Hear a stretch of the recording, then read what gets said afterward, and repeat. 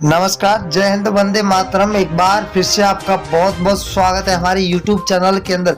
आपको बता दें कि छत्तीसगढ़ के अंदर विधानसभा चुनाव का बिगुल बज चुका है और सीएम चेहरे भी सभी पार्टियों ने घोषित करने की तैयारियां जोरों तौर पर शुरू कर दी है।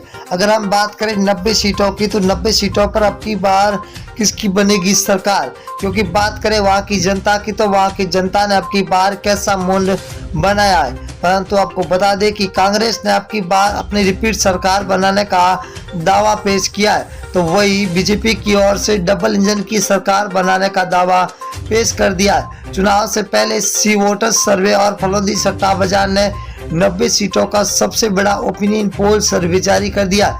इस ओपिनियन पोल सर्वे को देखते हुए सभी पार्टियों की नींदें उड़ चुकी कि क्या वास्तव में डबल इंजन की सरकार बनने वाली है या फिर रिपीट होने वाली है कांग्रेस की सरकार। हम आपके बीच में 90 सीटों का सबसे बड़ा ओपिनियन पोल सर्वे लेकर हाजिर हो चुके हैं। हर एक सीट के बारे में बताएंगे कि कौन सी सीट किस पार्टी को मिलती हुई दिखाई दे रही है।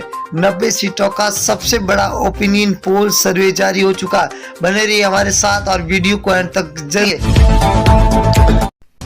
अगर हम पहले जिले की बात करें तो पहला जिला है बालोद जिला, जहां पर कुल विधानसभा सीटें 3 है, जहां बीजेपी को 2 तो कांग्रेस के खाते में 1 सीट जाती हुई दिखाई दे रही है।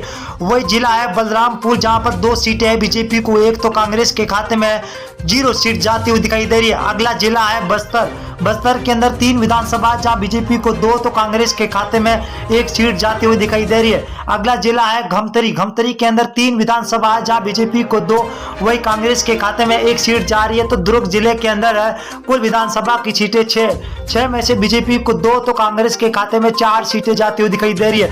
अगला जिला है गरियाबंद के अंदर कुल 2 विधानसभा, जहां बीजेपी और कांग्रेस को दोनों को 1 ही सीट मिलती हुई दिखाई दे रही है। चंपा जिला चंपे के अंदर विधानसभा 6 है, जहां पर बीजेपी को 2 कांग्रेस को 3 तो अन्य के खाते में 1 सीट जाती हुई दिखाई दे रही है। अगली विधानसभा की बात करें तो यशपुर जिला, जहां कुल 3 विधानसभा, जहां बीजेपी को 2 कांग्रेस के खाते में 1 सीट जा रही है। कबीरधाम है, जहां सीटें 2 है, तो 2 में से बीजेपी को 1 वही कांग्रेस को 0 सीट जाती हुई दिखाई दे रही है। अगला जिला है कोडागाम के अंदर सीटें 2 है, तो 2 में से कांग्रेस को 1 तो वही बीजेपी को 1 सीट मिलती हुई दिखाई दे रही है। कोरबा जिले की बात करें तो कोरबा जिले के अंदर कुल 4 विधानसभा है, जब बीजेपी को 2 कांग्रेस को 1 तो वही अन्य के खाते में 1 जा रही है। कोरिया जिले की बात करें तो 3 विधानसभा है, 1 बीजेपी को 2 कांग्रेस को मिलती हुई दिखाई दे रही है।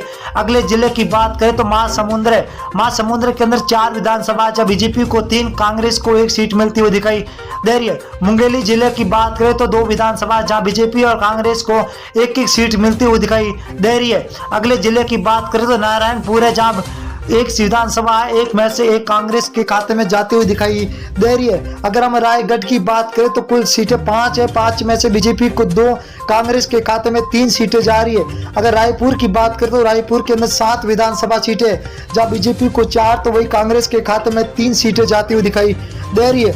अगली जिले की बात करें तो राजनांदगांव है, राजनांदगांव के अंदर 6 विधानसभा है, बीजेपी को 4 तो 2 कांग्रेस को।